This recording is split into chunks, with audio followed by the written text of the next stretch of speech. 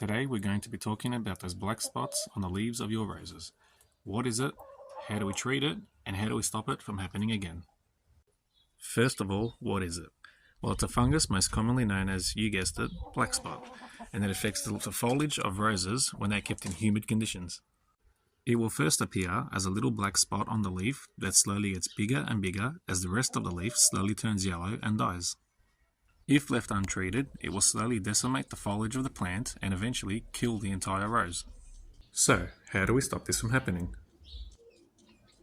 The first thing we need to do is remove any affected leaves and branches from the plant.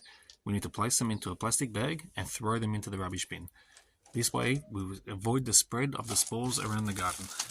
So this right here is a perfect example of what you do not want to do. Because next time you come and water the plant, the water will splash off this, back up onto the bottom foliage of the plant, and spread the black spot back onto the plant. Now that we've removed any affected parts of the plant, there's a few steps that we can take to ensure that it won't return. The first thing we can do is make up a liquid spray using 1 part milk to 2 parts water and spray this all over the foliage. Now you want to make sure you spray the tops and the bottom of the leaves, and the best time to do this is early in the morning so it has all day to dry. The last thing you want is the leaves to be wet overnight. Now when it comes to watering your roses, you want to water nice and low like this, just above the mulch or the soil level. You want to avoid any splashback from the water, and you definitely don't want to be up high like this watering the leaves of the plant, because that will just spread the spores of the black spot further around your rose. When it comes to pruning your roses, you also want to ensure that they have good airflow. This will allow any moisture on the leaves to dry up over night time, even during the day, and stop the spread of the spores of the black spot. It's also a good idea to have a good layer of mulch down instead of just bare soil. This means that when you're watering or when it rains, it lessens the chance of the spores splashing back up out of the soil onto the plant.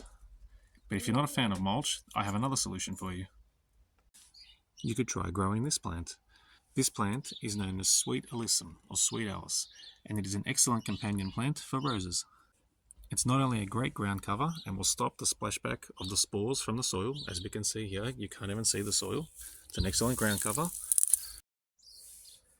But also it attracts hoverflies, which feast on aphids, which will attack the new growth of your roses. So this is an all-round excellent companion plant for your rose bushes.